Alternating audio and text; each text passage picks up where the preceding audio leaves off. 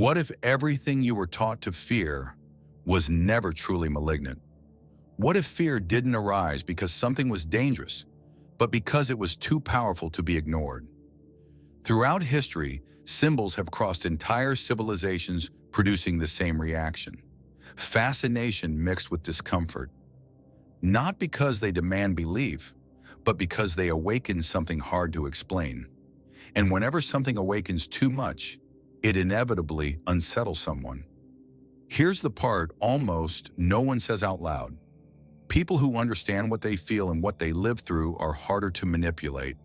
And the Eye of Horus was never about watching the outside world, but about helping human beings reorganize themselves after difficult moments.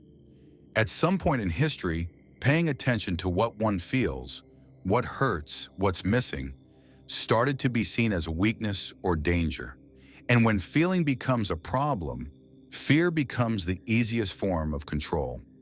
Maybe that's why so many ancient symbols still create an odd silence when they're mentioned.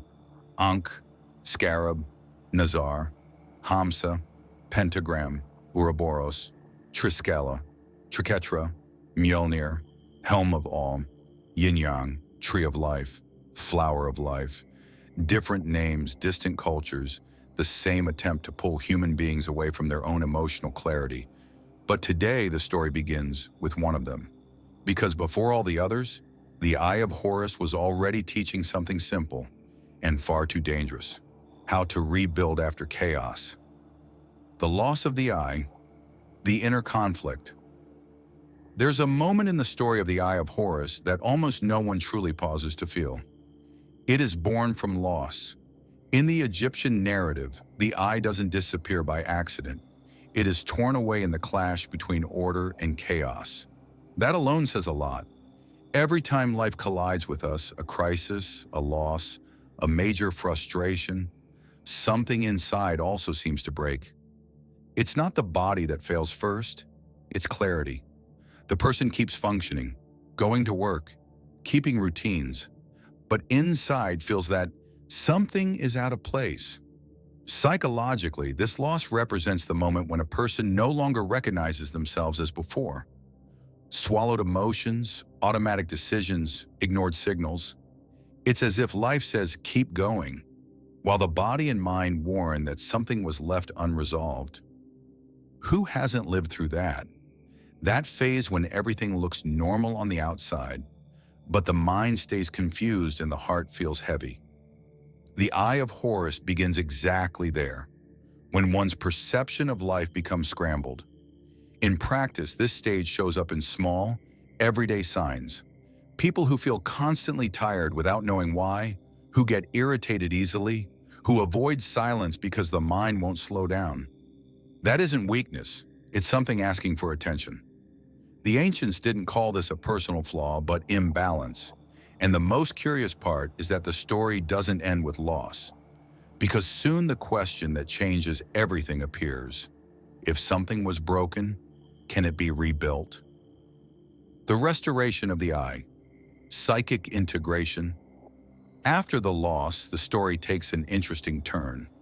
The Eye of Horus isn't recovered by force, revenge, or pretending nothing happened.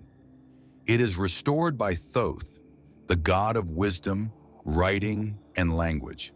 That's no symbolic detail by chance. The Egyptians already understood that internal problems aren't solved by running from them, but by organizing what's confused. When something gains a name, it begins to make sense. Psychologically, Thoth represents something very current, thinking about what happened instead of merely reacting. When a person talks, writes, or tries to understand what they live through, they're doing exactly that. It's not magic, it's process. A simple example: when someone goes through a hard phase and puts their feelings on paper, the pain doesn't vanish, but it becomes more bearable. It stops being a loose weight and becomes something understandable. And understanding soothes.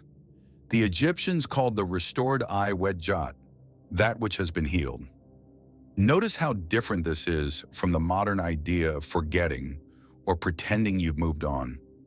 Healing here means moving forward without destroying yourself inside. In real life, this shows up when a person accepts feeling fear, anger, or sadness without defining themselves by it. They feel, understand, and keep going.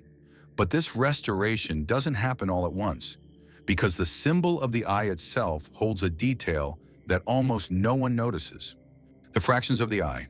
The mind is not whole. There's a detail about the Eye of Horus that most people miss. It's made of parts. Each fragment represents a fraction, never the whole. The Egyptians used this as a simple teaching system to show that no one perceives everything, understands everything, or controls everything. Vision, hearing, thought, intuition, each separate, each limited. In other words, no one sees life completely, and that's not a flaw, it's a human condition. Psychologically, this idea is almost liberating. The mind wasn't made to be perfect, it was made to function. The problem begins when a person believes they must handle everything, solve everything, be strong all the time. That's where guilt, pressure, and that constant feeling of inadequacy are born. The eye teaches the opposite. There will always be a missing piece, and not recognizing that is what exhausts us most. In daily life, this appears when someone learns to respect their own limits, sleeping better instead of pushing past the body, saying "I don't know" instead of faking control, asking for help instead of carrying everything alone. Simple actions, yet deeply balancing.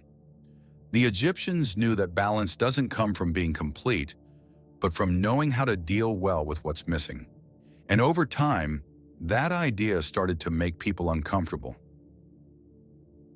The distortion of the symbol, from self-understanding to fear. As time passed, the meaning of the Eye of Horus began to change. What was once a symbol of healing, balance, and reorganization was reinterpreted by new systems of power. And it always happens the same way. When something helps human beings understand themselves better, it becomes a threat. More aware people question more, depend less, and accept fewer ready-made answers. It's not hard to see why that disturbs some structures. Psychologically, the distortion works like a simple trick. Instead of teaching people how to deal with what they feel, they're taught to feel guilty for feeling. Emotions become a problem, doubt becomes weakness, questioning becomes danger. The symbol that once helped organize the mind now begins to provoke fear.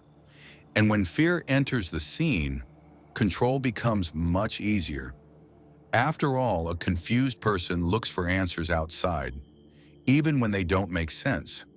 In real life, this shows up when someone feels anger and blames themselves for it, when they sense something is wrong and ignore it, when they want to grow but feel wrong for wanting more. None of this appears out of nowhere. It's emotional learning repeated over time. At this point in history, the Eye of Horus stops being a tool for restoration and becomes a forbidden symbol. And when a symbol is forbidden, something human ends up being silenced as well. If this video stirred something in you, don't ignore it. When something unsettles us, it's usually not a threat. It's a signal. So do this. Subscribe to the channel and turn on notifications, not out of habit, but out of commitment to yourself. Because the idea here isn't to distract you, it's to remind you of something that was left behind. And in the next video, this story becomes even more uncomfortable.